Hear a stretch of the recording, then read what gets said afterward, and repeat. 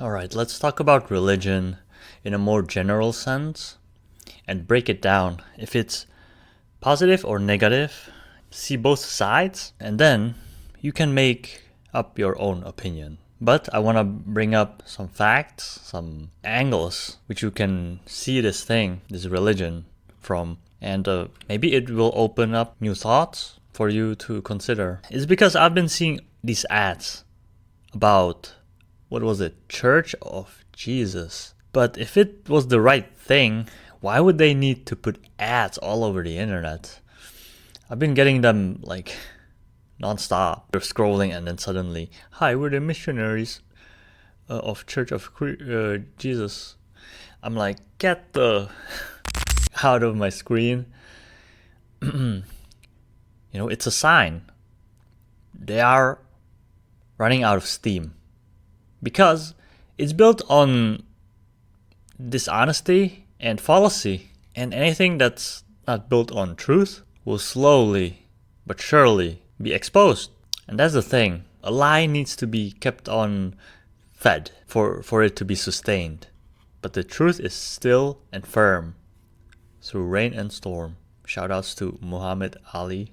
So, religion, right, is an organized religion, and it's a way to influence many people en masse.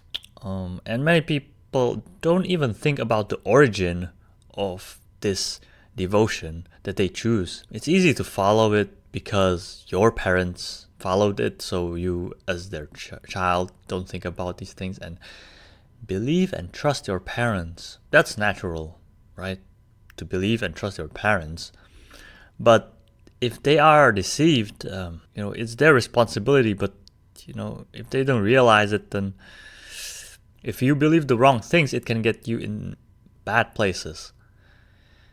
It can get you to do bad things. So you gotta be careful what you believe in, what you devote yourself to because you believe it. And this religion, even if it has good quotes or good dogma, might not be good for the long run. Why, you may ask? I'm not saying these religions have good dogma. Some of the quotes and verses or whatever make sense, but these things you can figure out yourself every time because they are built on the truth, and truth is found everywhere. Like, can be found everywhere and validated, vetted by anyone, because the truth is all around us. But the paradox is, it's hard to find. It's everywhere, but it's hard to find. Anyways, I digressed. So, why is following a religion not a good thing in the long run? Is because even if it has good things in it, is because people will forget to think for themselves, and they will just follow rules without critically thinking, why is it good? Why am I doing this? And once a person forgets why they are doing something or what context there is behind their actions, the meaning is gone and everything that comes with it. So you just obey mindlessly some rules and don't even know why you're doing them. That's wrong. That's not why you're here. That's not how you live your life. That's not how you are a human being. You always need to know why you're doing something. Everything you do needs to have a meaning to you. Like, you gotta see the purpose. If you are doing things just because, you'll slowly lose yourself or sense of yourself. Because you are not doing it because you want to from your own will, but because of outside reasons. And that's wrong. That's how you compromise yourself. That's how you betray yourself eventually. So, following rules, even if they're good, can get you lost. Dumbed down when you stop thinking for yourself. And people don't realize that you don't need to know what happened in the past. Like, the past that has nothing to do with you. Your life is sufficient enough for you to learn lessons that you need. You just need to listen. You just need to really pay attention to small clues to what's happening to you. Because life teaches you like that, but most people don't listen, don't pay attention. They look for resources to learn about their life anywhere else but where they should be learning it from. And why would you believe that some bums, someone who you don't even know, you never met, would know better how you should live your life than you yourself? How does it make sense? And I met a guy that had this argument, oh, that's what faith is, that's what belief is. Me. No, that's blind belief, blind trust. That's the dumbest thing you can do. That's how you get yourself in the biggest troubles. Blindly believing something without even knowing. If you don't know something, you can figure it out. You can find out if you put in effort, but no, but then I would lose my faith, which I don't want to. So people blindly believe because they want to blindly believe, but they don't want to know. You cannot have both. Belief or like trust, blind belief, and knowing. Right? Belief is built on uncertainty and not knowing. Knowing is built on experience and confidence, and knowing just know.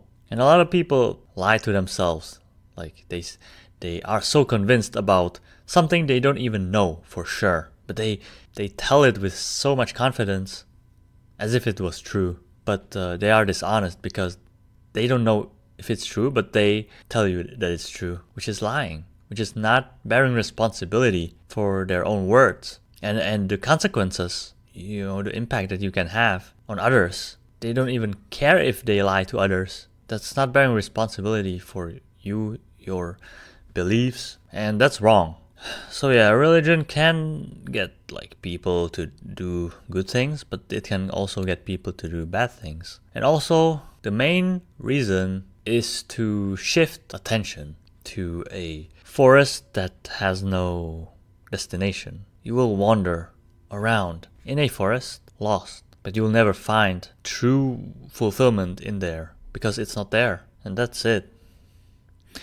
All these mainstream religions have faults in them, and if it's not pure and truthful, like 100% honest, then why would I trust it? Why would I believe it? Why would I devote myself to it? No thanks. Why would I trust something that is not honest? And I know that I don't need these things. I don't need these religions to be a good human being, to do the right things, to help people. And whatever comes, a lot of people say, oh, if you're not Christian, you don't go to heaven. If you're not Muslim, you don't go to heaven, or whatever.